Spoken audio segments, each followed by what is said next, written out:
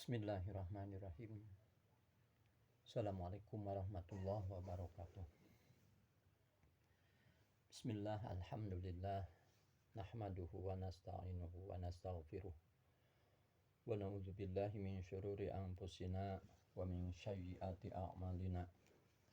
May yahdihillahu fala mudhillalah wa may yudlil fala hadiyalah. Asyhadu an la ilaha illallah wahdahu la syarikalah wa asyhadu anna Muhammadan abduhu wa rasuluh. Puji sareng syukur urang sanggakeun ka zat Allah Subhanahu wa taala.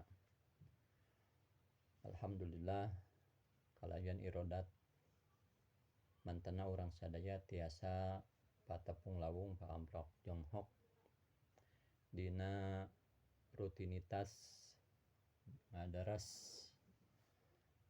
hadis sakumaha anu aya dina kitab Bulughul Maram.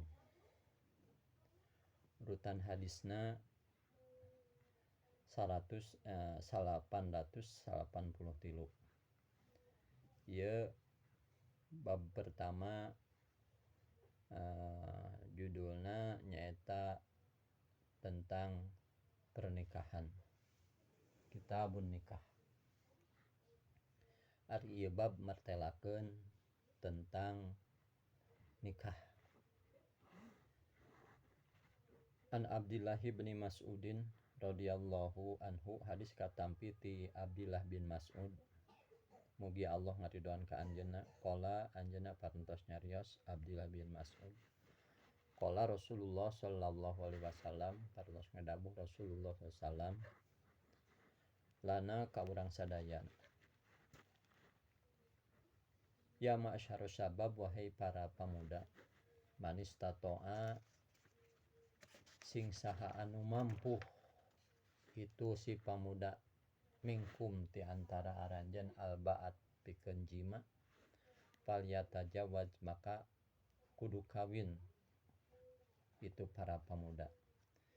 Jadi maksudna lamun mah pemuda mampu pikeun ngalaksanakeun jima, mampu pikeun nutupan sagala kabutuhanana, maka kudu ngalaksanakeun sunnah Rasul nyaeta anu dimaksad kawin. Nabi oge anjeunna ngalaksanakeun. Saterasna fa innahu aghda'u lil basari, saestuna itu pernikahan teh eta leuwih meuremkeun, leuwih ngajaga atanapi perisai pager lil basari pikeun paningali. Jadi lamun mah eta pamuda teh geus pasti loba kahayang gitunya, loba tantangan, loba cita-cita. Nah, lamun mah itu manehna mampu gancang laksanakeun. Lamun mah geus aya pasanganana kalayan cocok gitu menurut dirina, sok buru geura laksanakeun, sabab aya 3 perkara anu kudah buru-buru dilaksanakeun. Kahiji hutang kudu buru-buru dibayar, kadua naon mayit ketika meninggal tanapi ngantunkeun keur enggal-enggal dikurebkeun. Katilu anu lamun mah 2 pasangan teh geus pada cocok, daripada loba kamaksiatan, naudzubillahi min dzalik, pruk tidak kawinkeun gitu. Jadi fa innahu aghda'u lil basari, saestuna kawin teh leuwih meuremkeun, leuwih ngajaga kana paningali. Jadi moal ningali ka ditu ka dieu, da aya nu di bumi. Saterasna wa ahsanu lil farji, jeung leuwih ngaraksa, leuwih ngajaga farjina. Gitu. Jadi ketika aya di bumi, jadi bakal terjaga insyaallah. Kajabi lamun anu hidung belang, boh istri, boh pamaget, anggar we aya pasangan, oge dameurnan manehna mah sifat jeung karakterna kitu. Ngan insyaallah lamun mah boga kitunya pasangan leuwih terjaga kana kamaksiatan. Sakumaha di dieu wa ahsanu lil farji, leuwih ngaraksa kana parjina. Saterasna wa malam yastati fa alaihi bisaum, sing saha anu teu mampu fa alaihi mangka pikeun manehna bisaum laksanakeun puasa.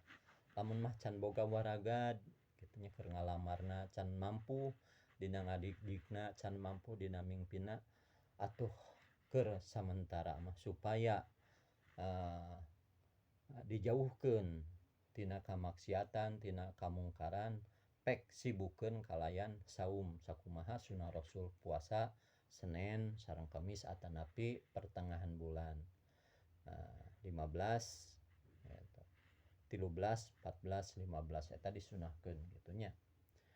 Sabab lamun teu disibukeun di ange ibadah si nafsu teh beukah. Si nafsu teh kadang-kadang babari kapancing gitu. Fa innahu lahu wijaun, saestuna pikeun itu pamuda teh wijaun eta jadi ubar gitu nya.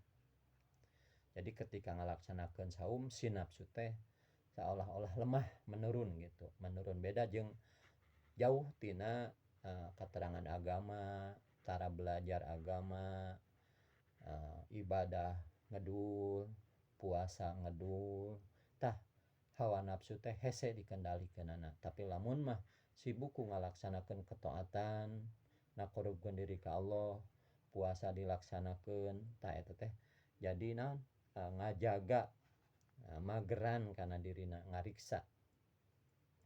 Di dieu dina kitab disebutkeun jadi ubar lamun disibukkeun ku ibadah sareng sajabi-sajabina. Muttafaqun alaih, hadis Bukhari Muslim. Rupina sakitu anu kapihatur, mudah-mudahan aya guna sinareng mangpaatna. Oge ieu pangaosan atanapi darsan hadis urang sami-sami tutup kalayan aosan kifarat majelis. Subhanakallahumma wa bihamdika asyhadu an la ilaha illa anta astaghfiruka wa atubu ilaik. Nasru minallah wa fathun qarib wa basyiril mu'minin. Wassalamualaikum warahmatullahi wabarakatuh.